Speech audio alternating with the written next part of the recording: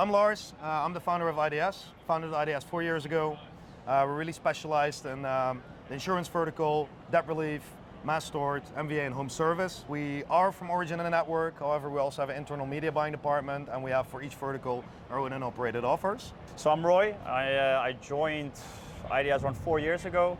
I'm a partner in the company. I'm also the sales director, as they would say. But yeah, it's been a very amazing journey, a fun ride, and I would say with the team that we have, IDS, it's not just a company. It's like almost a small family. What I think that makes IDS stand out from all the competition is the salespeople that we have, the management people. I think we're very clear in communication. Aside from that, we also know how to read data and how to read that data and actually optimize the right way towards our partners. Outside of that, we have our own and operated campaigns that we're building out heavily. We have a good buyer base. For example, credit card debt is doing really well for us. Then we have insurance, John Fines obviously, and our home service brands. Outside for that, we're not just a network. We also have an internal media buying department that does native ads. They're primarily focused on home service leads. However, they're also expanding to credit card debt because we know that that is one of the biggest opportunities that we have in store for the future.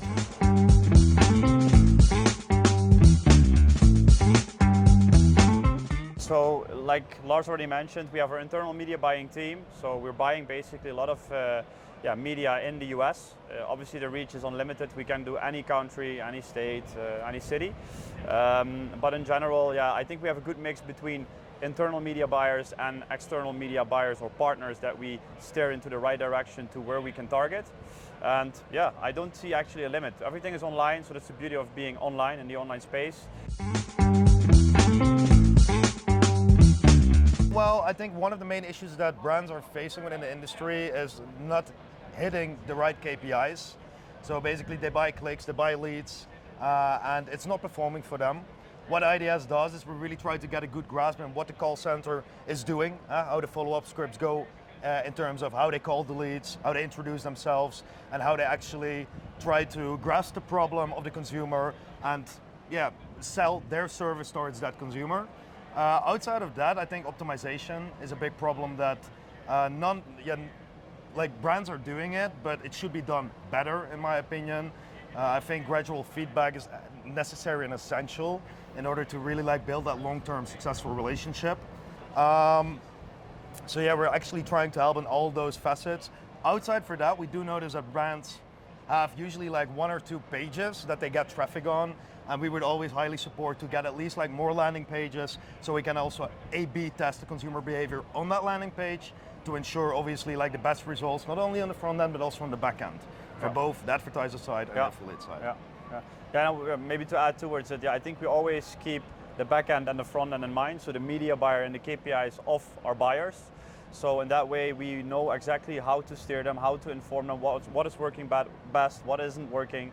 And I think it's very important because a lot of media buyers, they would approach a certain brand, they would maybe get a certain budget, but I think through IDS they leverage that we work with so many other media buyers that we already know things of, what is working, what isn't working. They can leverage on that know-how with us, and therefore we are able to acquire large budgets from our buyers, and our buyers don't have to manage all these partners themselves solely. It depends on what the company is doing right now. In case of the company is buying leads right now, they're outbound dialing on that data, and they're outreaching to the consumer themselves after the sign-up takes place. I do think that if you have a part of your call center that can take inbound, so consumer-initiated inbounds, then instead of outreaching, consumers call in themselves, which in my opinion, good results based on scale and better performance on advertisers' end, because consumers call in because they have a certain problem or want a solution for one of the problems that they're having. Same goes with leads, but with leads there's always a delay in follow-ups. Some clients follow up real time, but if you let a lead wait for a day, then already the conversion rate will drop heavily, whereas an inbound is always real time. If you think about it, it also depends on the nature of the person either filling out the form or going for that call, the inbound call for the buyer. So it depends a bit on the nature of the person. So you can, of course, say that whenever there is an inbound call generated through the buyer, there is a consumer with most likely a high intent to get service, right?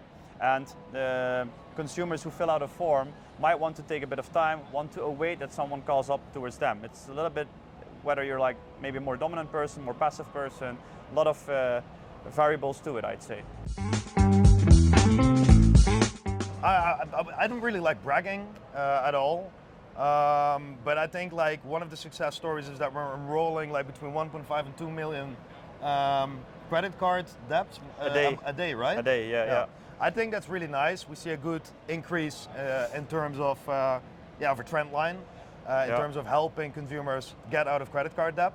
Outside of that, our internal media buying department is hitting like incredible results. For example, we know our lead to appointment rate on Solar is anywhere between like 20 and 30%. Yeah. And that's something I'm really proud of, and I'm very much looking forward to scale up that native department.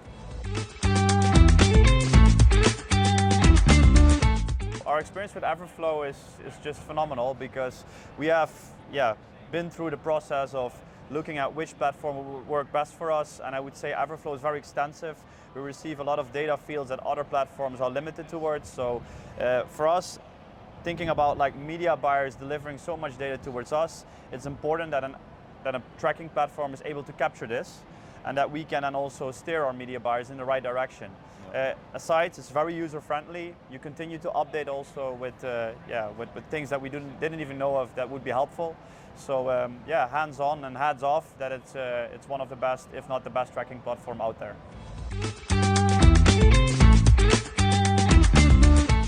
Well, we have a website, idsg.eu. You can simply sign up there.